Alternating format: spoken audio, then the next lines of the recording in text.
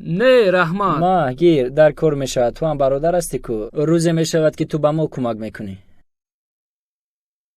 رحمت. رقم هایت رو گپ زن. من تلفن ندارم. خوب پگاه حل میکنیم. خب.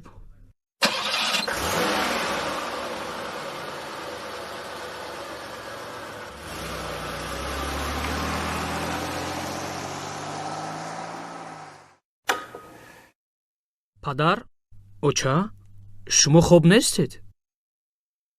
من رفتم با اجرام. اکنون شبگردی علاوه شد.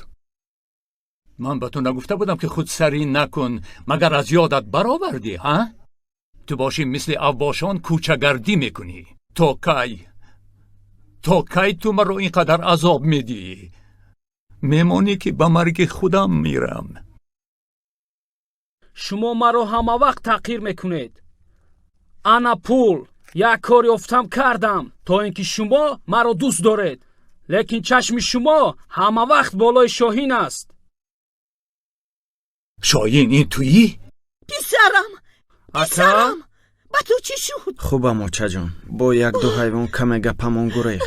وای بچه جان، چند بار به تو گفتم بچم با هیچ کس جنگ نکن. با دکتر رفتی؟ خوبم اوچا جان. وای بچه جانه چی کار کردی؟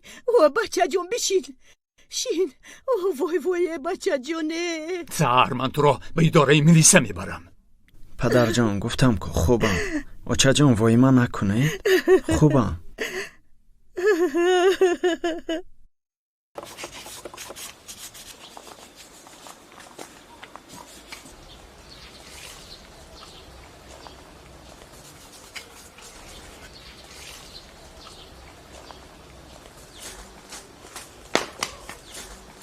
با کجا میروی شهزاد؟ یک کار یافتم با همونجا.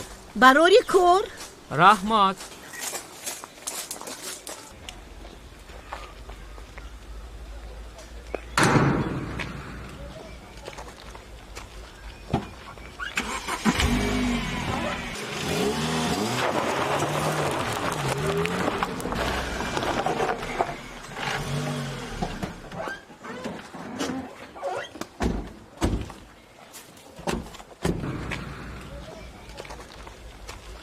شهزاد تو همراه دیلوار همین جایست و حاضر ما میاییم.